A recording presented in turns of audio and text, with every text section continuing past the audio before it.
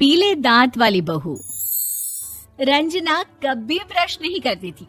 उसे कितनी बार उसके माँ बाप ने डांटा, लेकिन उसका कोई असर उस पर होता ही नहीं था, जिस कारण से उसके दांत पीले पीले हो जाते हैं। शादी के बाद। अरे बहू, वैसे तो तुझ में कोई कमी नहीं है, पर तेरे दांत इतने पीले कैसे हैं बेटा? कैसे मतलब? कोई सर्जरी थोड़ी ना कराई है। वो तो क्या नाम, मैं ब्रश नहीं करती थी तो पीले हो गए। अब क्या करूं? आप कहें तो लाल करवा लूं या फिर काले? यार ये क्या है, क्यों माँ से लड़ रही हो? लड़ रही हूँ? अरे मैं लड़ रही हूँ या ये बोल रही है कि दांत पीले हैं, पीले। अरे तपस्या थोड़ी ना की है इन्हें पीले करने के लिए। बकायदा ब्रश नहीं किया है 20 साल तक, तब जाकर। छी, कैसी बात कर रही हो? ये उस वक्त तो पीले नहीं थे जब हम लोग तुम्हें देखने आए थे। अरे तब साफ करवा लिया होगा डेंटिस्ट के पास जाकर। अब देखो कैसे पीले पीले लग रहे हैं। रंजना सास की तरफ गुस्से से देखती है। फिर शुरू हो गई पीले पीले पीले। अरे पीले तो तब भी थे जब मेरे हाथ का रसगुल्ला उड़ा उड़ा कर खा रही थी और बोल रही थी, लड़की नहीं गुणों का खजाना दे रहे भाई साहब आप। खैर, अब वो लोग करते भी तो क्या करते, पीले दांत वाली बहू पल्ले पड़ी थी तो झेलना तो था ही। एक दिन कीर्तन में रंजना गाना गा रही थी। अरे कमला बहन, माँ का द्वार है, यहाँ तो सब शुद्ध होकर आते हैं, फिर अपनी बहू को ब्रश भी नहीं करवाती तुम। दूर से पीले पीले दांत भक्ति में बाधा उत्पन्न कर रहे हैं। अरे कोई 2 साल के बच्ची थोड़ी ना लेकर आई हूँ मैं बहू बनाकर। अच्छी खासी लड़की है, अरे कैसे करवाऊं ब्रश? ये तो उसे खुद करना चाहिए ना। अब माँ बाप तो इसके जैसे तैसे निपटा दिए, ये नहीं सोचा कि सास कैसे संभालेगी। सास बहू को लेकर घर आ जाती है, लेकिन सोच लेती है कि अब इसे लेकर कहीं नहीं जाएगी। अगले रोज बहू कहती है, अरे क्या हो गया, मंदिर नहीं जाना क्या? कीर्तन का वक्त हो रहा है। मेरी मधुर वाणी से कान्हा जी जागते हैं और सोते हैं। आप तो जानती है ना उनकी भक्ति में कितना मन लगता है मेरा। वो क्या है ना, तबीयत ठीक नहीं लग रही है मेरी, आराम करूंगी मैं। तबीयत ठीक नहीं लग रही? अभी तो मिथुन के गाने पर नाच रही थी आप, और अब बोल रही है कि तबीयत ठीक नहीं लग रही। अरे भक्ति में मन लगा लो सासू माँ, ऊपर जाना है, क्या मुंह दिखाओगी आप? हाँ? सास को बहू की बात पर गुस्सा आ जाता है। मैं क्या मुंह दिखाऊंगी, इसकी चिंता तो ना कर, समझी? अपने मुंह की चिंता कर, जो ये पीले पीले दांत लेकर हर जगह पहुंच जाती है। पता है लोग कितना मजाक बनाते हैं। ना जी ना, मैं नहीं जाना कहीं तेरे साथ। तो ये बात है। कोई ना, मत जाओ, मैं अपने कमरे में ही बैठकर भक्ति कर लूंगी।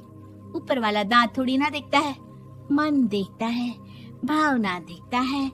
और अरे बस बस, तू सब कुछ दिखा, बस ये सफेद चमकदार दांत ना दिखाना किसी को, है? जा यहाँ से। बहू को सास की बात का कोई फर्क नहीं पड़ता, वो तो जैसी थी वैसी ही रह जाती है। सुबह नहाकर किचन में खाना बनाना, फिर खाना खाना, कीर्तन भजन करना और सो जाना। एक दिन, माँ जी मैं सहेली के घर जा रही हूँ, शाम को लेट आऊंगी। हाँ, तो जाना, मैंने कौन सा तेरी आरती करनी है घर पर बैठकर। रंजना सहेली के घर जाती है, जहाँ वो पार्टी में जाने की तैयारी कर रही होती है। अरे शिखा, कहाँ जाने की तैयारी कर रही है? मैं गलत वक्त पर आ गई क्या? अरे नहीं यार, उल्टा सही वक्त पर आई है। मैंने ये साड़ी और ज्वेलरी निकाली है यार, शाम को इनके ऑफिस की एक पार्टी में जाना है। बताना कैसा लग रहा है ये सब? नहीं यार, इस ड्रेस के साथ तो वो वाली ज्वेलरी अच्छी लगेगी। हाँ, सही बोल रही है, मैंने ध्यान ही नहीं दिया। वैसे तो हमेशा से मस्त फैशन सेंस रखती है। तो बड़ा जाती होगी ना पति के साथ पार्टी में। रंजना कुछ नहीं बोलती, बस सोचती है कि यार काश ये बात सही हो जाती, पर मैं क्यों नहीं जाती पार्टी में? क्या इन लोगों की कोई पार्टी होती नहीं होगी? रंजना घर आती है और रात में पति से सवाल करती है, एक बात बताइए, आप मुझे किसी पार्टी में क्यों नहीं ले जाते? क्या आपके यहाँ ऑफिस में पार्टी नहीं होती? पति बेचारा क्या कहता कि दांत पीले हैं तुम्हारे इसलिए।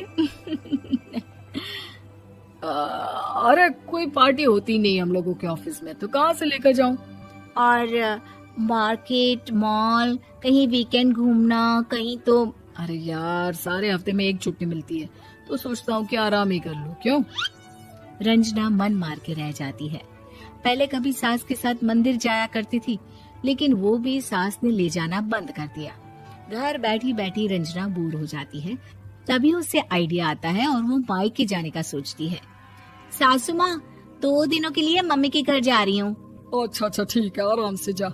और हाँ, माँ से कुछ अच्छी आदत सीख कर आना कि कैसे शरीर के हर भाग की तरह दांतों की सफाई भी जरूरी होती है, समझी? शुरू हो गई ना आप। वो लोग आपकी तरह नहीं है कि छोटी छोटी बात का बतंगड़ बना दे। उन लोगों के लिए मैं मायने रखती हूँ, ना कि मेरे पीले पीले दांत। रंजना माँ को बिना बताए उन लोगों को सरप्राइज देती है, लेकिन जैसे ही वो दरवाजे पर पहुंचती है, अंदर देखती है कि घर वाले कहीं जा रहे होते हैं। अब माँ, काश रंजना दीदी के दांतों वाली प्रॉब्लम नहीं होती, तो वो भी हम लोगों के साथ चलती ना बुआ जी की बेटी की शादी में।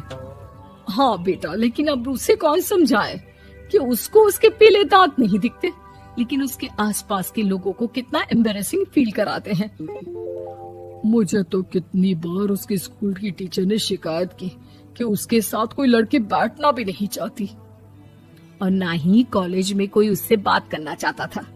लेकिन पता नहीं क्यों उसे ये बात समझ में ही नहीं आती। कोई कमी नहीं है उस लड़की में, बस यही कि दांत पीले हैं। वो तो भला हो जीजा जी और उनकी माँ का, जो दीदी को जैसी है वैसे ही रखा हुआ है। रंजना को अपने घर वालों की बात सुनकर बहुत दुख होता है। वो सोचती है कि वो क्या करे, लेकिन फिर वो सीधा डेंटिस्ट के पास जाती है, अपने दांत चमकाती है और कसम खाती है कि वो रोज ब्रश करेगी। अरे क्या हो गया? तुम तो 2 दिनों के लिए गई थी ना, पर कोई ना, अच्छा है, चलो आ गई तो।